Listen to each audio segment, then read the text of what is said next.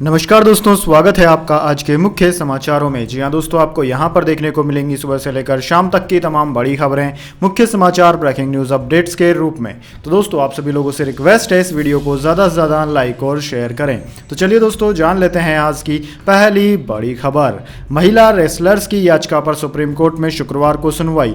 FIR न करने पर दिल्ली पुलिस को नोटिस। पहलवान बोले शिकायत वापस लेने का दबाव, जान को है खतरा।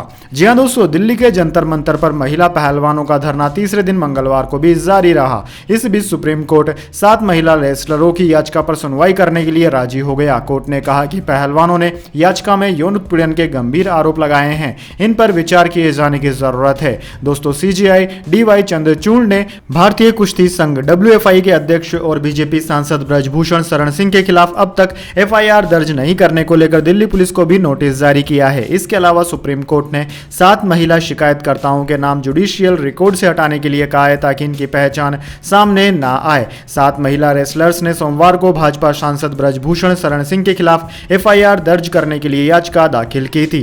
पहलवानों के वकील नरेंद्र हुड्डा ने कहा कि हमने आरोपी ब्रजभूषण शरण सिंह के खिलाफ प्राथमिकी दर्ज करने के निर्देश मांगे हैं। गंभीर आरोपों के बावजूद भी दिल्ली पुलिस इस केस में कोई FIR नहीं कर रही है। सुप्रीम कोर्ट ने मामले को गंभीर पाया और दिल्ली सरकार और दिल्ली पुलिस को नोटिस जारी कर जवाब मांगा है। दोस्तों, इस मामले में अब WFI अध्यक्ष ब्रजभूषण शरण सिंह का पहला बयान सामने आया है। उन्होंने कहा है कि मामला सुप्रीम कोर्ट में है तो इस पर क्यों बोला जाए, कैसे बोला जाए, सुप्रीम कोर्ट तय करेगा क्या करना है। इसके बाद दोस्तों, अगली बड़ी खबर। रहाणे की 15 महीने बाद टेस्ट टीम में वापसी। WTC फाइनल में ऑस्ट्रेलिया के खिलाफ खेलेंगे। टीम में 6 स्पेशलिस्ट बैटर पर सूर्य कुमार नहीं। जी हां दोस्तों, World Test Championship WTC final के लिए भारत ने 15 सदस्यीय टीम की घोषणा कर दी है। टीम में मुंबई के बैटर अजिंक्य रहाणे का भी नाम है। 15 महीने बाद उन्हें टीम इंडिया में जगह दी गई है। दोस्तों, रहाणे ने अपना पिछला मुकाबला 11 जनवरी 2022 को साउथ अफ्रीका के खिलाफ खेला था। टीम में 6 स्पेशलिस्ट बैटर को शामिल किया गया है, पर इनमें सूर्य कुमार यादव का नाम नहीं है। दोस्तों, WTC का फाइनल 7 से 11 जून के बीच इंग्लैंड के ओवल मैदान में इंडिया और ऑस्ट्रेलिया के बीच होना है। टीम इंडिया लगातार दूसरी बार फाइनल में पहुंची है। 2021 में खेले गए पहले WTC फाइनल में न्यूजीलैंड ने भारत को 8 विकेट से हरा दिया था।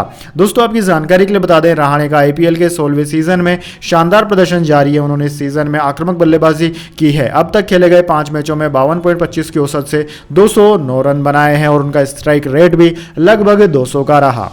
इसके बाद दोस्तों, अगली बड़ी खबर। पहलवानों को मिला किसानों का साथ। सोनीपत से एक जत्था जंतर मंतर के लिए रवाना। सिंधु बॉर्डर की तरह डालेंगे डेरा। जी हां दोस्तों, भारतीय कुश्ती महासंघ के अध्यक्ष ब्रजभूषण सिंह के खिलाफ पहलवानों ने एक बार फिर मोर्चा खोल दिया है। दिल्ली के जंतर मंतर पर पहलवानों का विरोध प्रदर्शन जारी है। देश के नामी पहलवानों को अब किसानों का भी समर्थन मिलने लगा है, लिहाजा सोनीपत से किसानों का एक जत्था जंतर मंतर के लिए रवाना हो गया। किसानों ने पहलवानों के समर्थन में नारेबाजी की। किसान नेताओं ने ऐलान किया कि जब तक कुश्ती संघ के चीफ के खिलाफ कार्रवाई नहीं होगी, कोई कार्रवाई नहीं होगी, तब तक दिल्ली से वापस नहीं जाएंगे। जानकारी के मुताबिक लाखों किसान सिंघू बॉर्डर की तरह जंतर मंतर पर डेरा डालेंगे। किसानों ने दिल्ली रवाना होने से पहले कहा कि हमने अपनी फसलों को बचाने के लिए शहादत दी, अब तो बात हमारी नस्लों पर आ गई है। इसके बाद दोस्तों, अगली बड़ी खबर। देश को पहली वाटर ट्रेन मिली। मोदी ने पहले डिजिटल साइंस पार्क की नींव रखी। केरल को दी पहली वंदे भारत।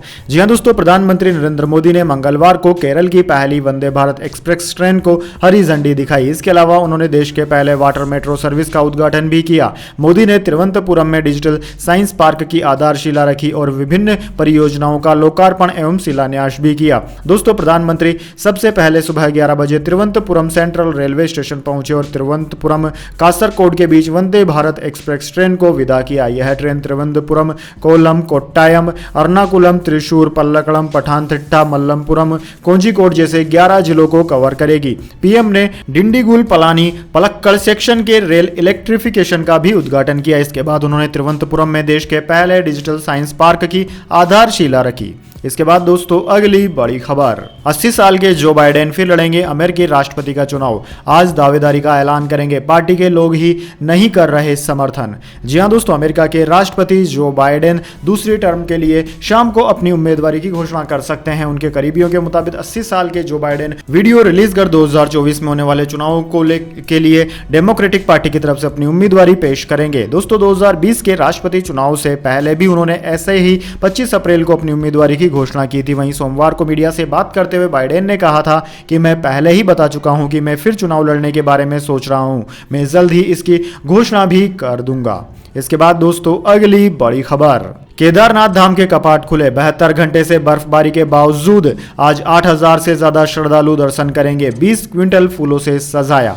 जी हां दोस्तों, उत्तराखंड में केदार धाम के कपाट मंगलवार सुबह 6:20 पर खुल गए। मंदिर के मुख्य पुजारी जगत गुरु रावल भीम शंकर लिंग शिवाचार्य ने मंदिर के कपाट खोले। मंदिर को 20 क्विंटल फूलों से सजाया गया। पिछले 72 घंटों से यहां बर्फबारी हो रही है। खराब मौसम के कारण मंदिर जाने वाले हजारों तीर्थयात्रियों को आगे बढ़ने से रोक दिया गया। इसके बाद भी बड़ी तादाद में श्रद्धालु पहुंचे। मीडिया रिपोर्ट्स के मुताबिक 8000 से ज्यादा लोग आज बाबा के दर्शन करेंगे। दोस्तों सुबह 5 बजे से ही कपाट खुलने की प्रक्रिया शुरू हो गई थी। धार्मिक परंपराओं के साथ साथ बाबा केदार की पंचमुखी भोग मूर्ति डोली में रावल निवास से मंदिर परिसर में पहुंची। यहां भक्तों ने बाबा के जयकारे लगाए। तापमान -6 डिग्री के आसपास है। इसके बाद भी सुबह 4 बजे से मंदिर के बाहर दर्शन के लिए लंबी कतारें देखी गई।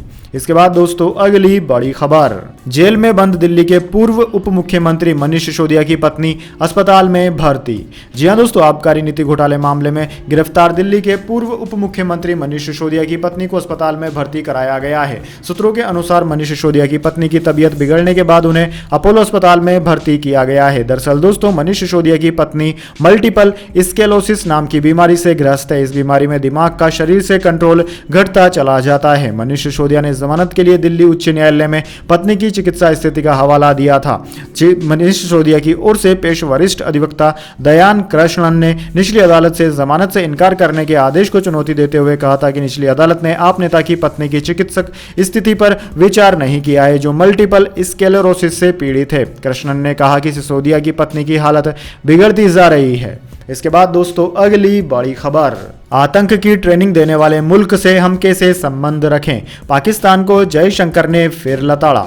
जी हां दोस्तों, भारत के विदेश मंत्री एस जयशंकर इन दिनों पनामा की यात्रा पर है। विदेश मंत्री जयशंकर ने अपने पड़ोसी मुल्क पाकिस्तान पर एक बार फिर अपरोक्ष रूप से हमला बोला है और उनको आतंकवाद का पोषक बताया है। पाकिस्तान पर कटाक्ष करते हुए एस जयशंकर ने सोमवार को कहा कि एक ऐसे पड़ोसी के साथ जुड़ना बहुत मुश्किल है जो भारत के खिलाफ सीमा पार से आतंकवाद को बढ़ावा देता है। विदेश मंत्री ने पनामा सिटी में पनामा के विदेश मंत्री जनेना तेवाने मैकोमा के साथ एक संयुक्त प्रेस कॉन्फ्रेंस को संबोधित करते हुए यह तीखी टिप्पणी की। प्रेस ब्रीफिंग के बाद दोनों समकक्षों के बीच स्वास्थ्य और व्यापार से संबंधित कई द्विपक्षीय मुद्दों पर भी चर्चा हुई। इसके बाद दोस्तों अगली बड़ी खबर, देश में पिछले 24 घंटे में 6660 नए केस सामने आए।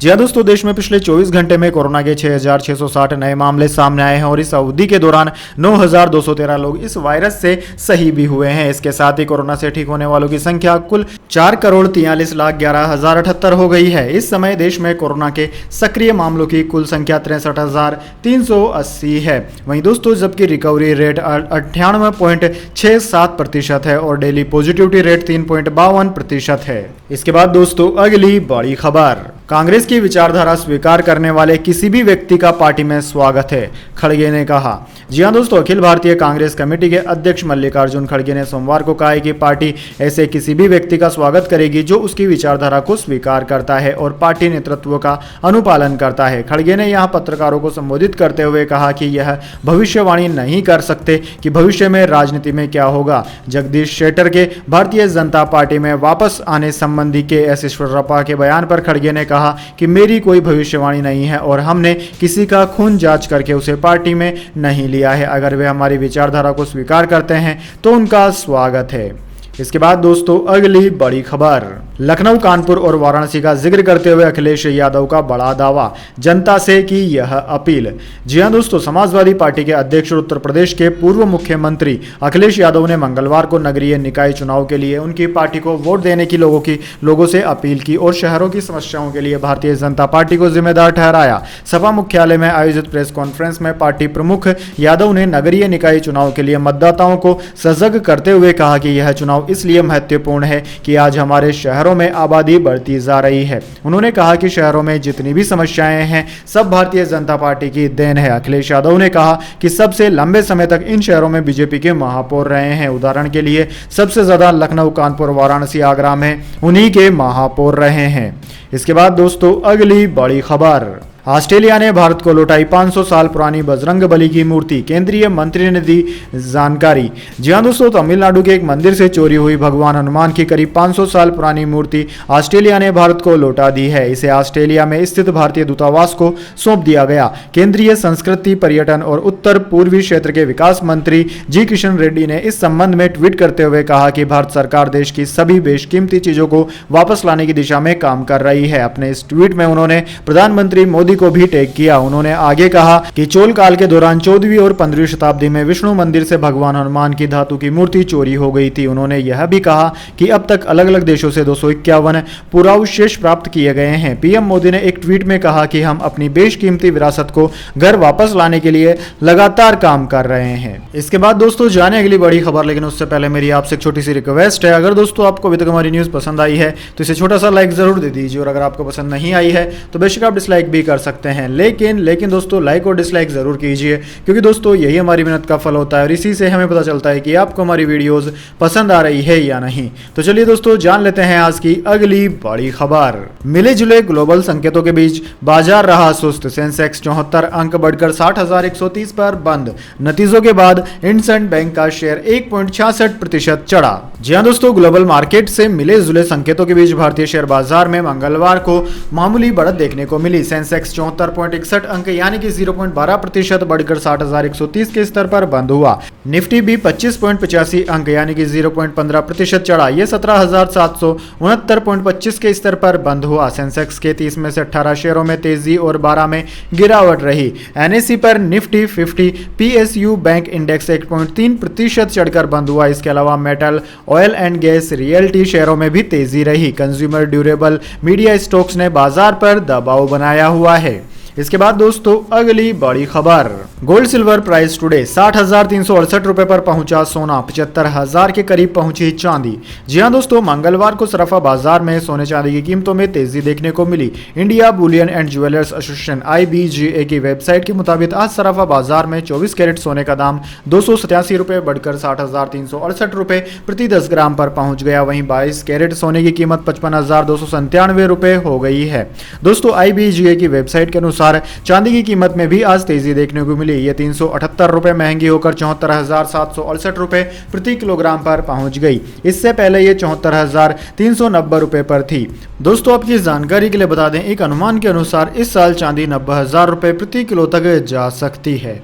इसके बाद दोस्तों अगली बड़ी खबर, ऑपरेशन कावेरी के तहत सूडान में फंसे भारतीयों का पहला जत्था रवाना हुआ। अफ्रीकी देश में जारी है हिंसा। जी हां दोस्तों, सूडान में फंसे भारतीयों का पहला जत्था सऊदी अरब के जेदा के लिए भारतीय नौसेना के जहाज में रवाना हो गया। विदेश मंत्रालय ने मंगलवार को यह जानकारी दी। भारत ने हिंसाग्रस्त सूडान से अपने नागरिकों को निकालने के लिए सोमवार को ऑपरेशन कावेरी शुरू किया था। विदेश मंत्रालय के प्रवक्ता अरिंदम बागची ने INS सुबेदा पर सवार भारतीयों की फोटोज ट्वीट की। इस दौरान लोगों ने सूडान से निकलने के लिए सरकार को धन्यवाद दिया और हाथ में तिरंगा थामे नजर आए। अरिंदम बागची ने ट्वीट किया कि सूडान में फंसे हुए भारतीयों का पहला जत्था ऑपरेशन कावेरी के तहत रवाना हुआ। INS सुबेदा 278 लोगों के साथ पोर्ट सूडान से जेदा जा रहा है। सूडान से आ रहे इन लोगों में कई बच्चे भी शामिल हैं। हिंसा प्रभावित सूडान में फंसे भारतीयों को सुरक्षित रूप से निकालने की योजना के तहत भारत ने जेदा में 2 C-130J सैन्य परिवहन विमान और पोर्ट सूडान में INS सुबेदा को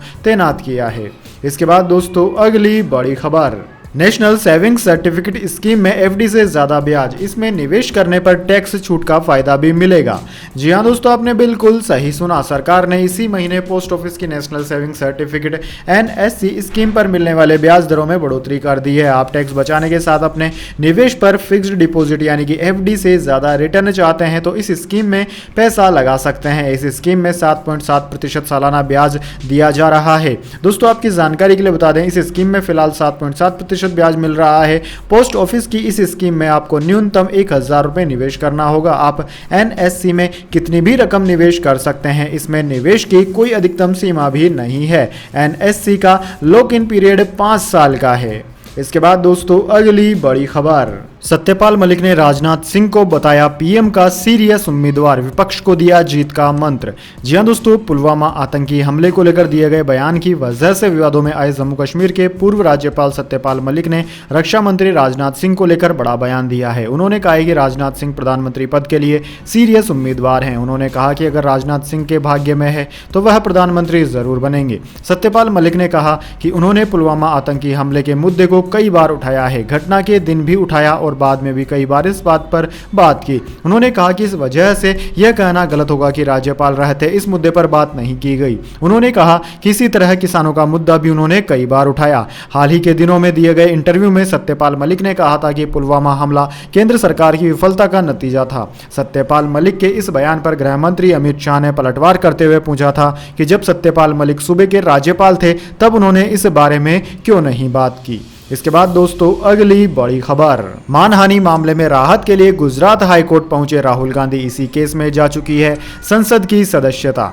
जी हां दोस्तों, कांग्रेस नेता राहुल गांधी ने मोदी सरनेम मामले में मिली सजा पर रोक के लिए गुजरात हाईकोर्ट का रुख किया है। उन्होंने मंगलवार को हाईकोर्ट में निचली अदालत के आदेश को चुनौती दी। राहुल की याचिका पर गुरुवार को सुनवाई होने की संभावना है। सूरत सेशन कोर्ट ने 20 अप्रैल को राहुल गांधी की दोष सिद्धि पर रोक लगाने की याचिका को खारिज कर दिया था। दोस्तों आपकी जानकारी के लिए बता दें, 23 मार्च को सूरत में मेट्रोपॉलिटन मजिस्ट्रेट की एक अदालत ने एक चुनावी रैली में की गई मोदी सरनेम संबंधी टिप्पणी को लेकर दर्ज आपराधिक मानहानि के मामले में राहुल गांधी को 2 साल की जेल की सजा सुनाई थी, जिसके बाद उन्हें लोकसभा के सदस्य के रूप में अयोग्य घोषित कर दिया गया था। राहुल ने 13 अप्रैल 2019 को एक चुनावी रैली में कहा था कि सभी चोरों का नाम उपनाम मोदी ही कैसे है। इसके बाद दोस्तों अगली बड़ी खबर, मनीष सिसोदिया की बढ़ सकती है मुश्किलें। शराब नीति मामले में सीबीआई की चार्जशीट में पहली बार आया नाम। जी हां दोस्तों, दिल्ली के शराब नीति मामले में सीबीआई ने मंगलवार को राउज एवेन्यू कोर्ट में सप्लीमेंट्री चार्जशीट दाखिल की, जिसमें पूर्व डिप्टी सीएम मनीष सिसोदिया, बुच्ची बाबू, अर्जुन पांडे और अमनदीप ढल को आरोपी बनाया गया है। इससे पहले किसी भी चार्जशीट में मनीष सिसोदिया का नाम नहीं था। कोर्ट ने चार्जशीट के बिंदुओं पर बहस के लिए 12 मई की तारीख तय की। दरअसल दोस्तों सीबीआई शराब नीति में हुई कथित अनियमितता को लेकर जांच कर रही है। इसको लेकर केंद्रीय जांच एजेंसी ने 26 फरवरी को दिल्ली के पूर्व डिप्टी सीएम मनीष सिसोदिया को गिरफ्तार किया था। ईडी भी आबकारी नीति से जुड़े मनी लॉन्ड्रिंग मामले को लेकर सिसोदिया से पूछताछ करते हुए दावा कर रही है कि आबकारी नीति में हुए भ्रष्टाचार में सिसोदिया ही मुख्य साजिश करता है। आरोप है कि दिल्ली सरकार की 2021-22 की आबकारी नीति में शराब कारोबारियों को लाइसेंस देने के लिए कुछ डीलरों को फायदा पहुंचाया गया, जिन्होंने कथित तौर पर इसके लिए रिश्वत दी थी। पिछले हफ्ते दिल्ली के मुख्यमंत्री केजरीवाल से सीबीआई ने भी इस मामले में करीब 9 घंटे तक पूछताछ की। शराब नीति मामले को मनगढ़ंत बताते हुए केजरीवाल ने पूछताछ के बाद कहा था कि केंद्र आम आदमी पार्टी को निशाना बना रही है, क्योंकि ये एक राष्ट्रीय पार्टी बन गई है। इसके बाद दोस्तों अगली बड़ी खबर, प्रियंका गांधी की कर्नाटक में पहली चुनावी रैली। मैसूरू में कहा यहां 40% कमीशन वाली सरकार, पीएम को पता लेकिन वे चुप हैं। जी हां दोस्तों, कांग्रेस महासचिव प्रियंका गांधी ने मंगलवार को मैसूरू से पार्टी प्रत्याशियों के लिए चुनाव प्रचार की शुरुआत की। 10 मई को होने वाले कर्नाटक विधानसभा चुनाव से पहले प्रियंका पहली बार राज्य के दौरे पर पहुंची। प्रियंका ने राहुल गांधी की तरह ही कर्नाटक की भाजपा सरकार को 40% कमीशन वाली सरकार बताया। उन्होंने कहा कि भाजपा की सरकार ने आपको बेशर्मी और बेरहमी से लूटा है। प्रधानमंत्री को भी कई लोगों ने यहां के सरकार के भ्रष्टाचार को लेकर चिट्ठी लिखी, लेकिन प्रधानमंत्री चुप हैं। इसके बाद दोस्तों अगली बड़ी खबर, कर्नाटक में बोले शाह, कांग्रेस दिवालिया हुई, बीजेपी से आए नेताओं के दम पर चुनाव लड़ रही। एक हफ्ते पहले पूर्व सीएम शेट्टाधार ने छोड़ी थी पार्टी। जी हां दोस्तों, अमित शाह 3 दिन के कर्नाटक दौरे पर हैं। दौरे के दूसरे दिन मंगलवार को उन्होंने बागलकोट में चुनावी रैली को संबोधित किया। यहां उन्होंने मुस्लिम आरक्षण, भाजपा नेताओं के कांग्रेस में शामिल होने, पीएफआई बैन और जेडीएस कांग्रेस को लेकर कई बातें कही। उन्होंने कहा कि कांग्रेस के पास अपने नेताओं की कमी है। उनका दिवालियापन इस बात से साबित होता है कि चुनाव लड़ने के लिए वह भाजपा छोड़कर आए नेताओं पर आश्रित है। दरअसल दोस्तों 15 अप्रैल को कर्नाटक के पूर्व मुख्यमंत्री और भाजपा के बड़े नेता जगदीश शेट्टाधार ने पार्टी छोड़ दी थी। एक दिन बाद उन्होंने कांग्रेस ज्वाइन कर ली। वे भाजपा की तरफ से चुनाव टिकट न मिलने से नाराज थे। तो दोस्तों यह थी आज की तमाम बड़ी खबरें। इसके बाद दोस्तों अब बारी आती है आज के माइंड क्यूज क्वेश्चन की। जी हाँ दोस्तों, एक आसान से सवाल का जवाब देकर आप जीत सकते हैं एक अमेजिंग सरप्राइज गिफ्ट हमारे यूट्यूब चैनल की ओर से। तो दोस्तों आज का सवाल आपकी स्क्रीन पर आ चुका है। भारतीय जनता पार्टी यानी कि बीजेपी का गठन किन किन नेताओं ने मिलकर किया था? जी हाँ दोस्तों, अगर आप जानते हैं कि भाजपा का गठन किन नेताओं ने मिलकर किया था तो जल्दी से उन नेताओं के नाम कमेंट बॉक्स में लिख दीजिए। अगर दोस्तों आपका जवाब होता है एकदम सही और आप चुने जाते हैं लकी विजेता के रूप में, तो आपको मिल सकता है एक अमेजिंग सरप्राइज गिफ्ट हमारे यूट्यूब चैनल की ओर से। तो दोस्तों जल्दी से अपना उत्तर कमेंट बॉक्स में लिख दीजिए, वीडियो को लाइक कर लीजिए और चैनल को सब्सक्राइब करके बेल आइकन भी दबा लीजिए। धन्यवाद। वंदे मातरम। जय हिंद, जय भारत।